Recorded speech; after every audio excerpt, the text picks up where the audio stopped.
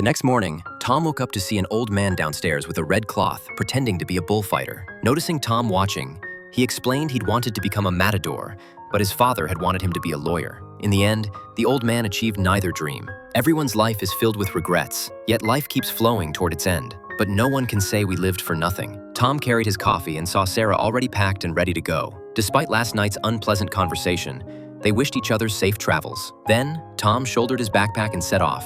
He walked through streets, farmland, and barren desert.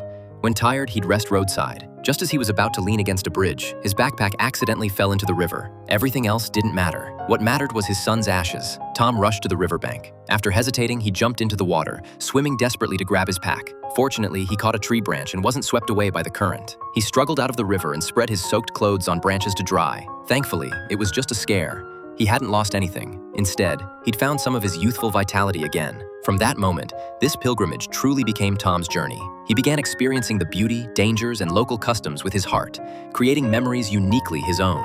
Reaching the next town, Tom encountered Joost again. He seemed always to be eating, enjoying every meal immensely. Tom still had no appetite. They traveled together again. When destinations align, no matter how many times you part ways, you'll always meet again on the road. In the next town, they bumped into Sarah. She greeted them warmly, chatted happily with Joost, and joined their group. 2 became 3, but Tom left them far behind, which annoyed Sarah. This was supposed to be a leisurely hiking trip, yet Tom turned it into a race. She couldn't understand why Tom, despite his age, had more energy than them. But Tom had reasons for walking so fast. He needed to scatter his son's ashes at each special landmark without the others seeing. When cyclists passed them, Joost protested. But you can do this on a bike?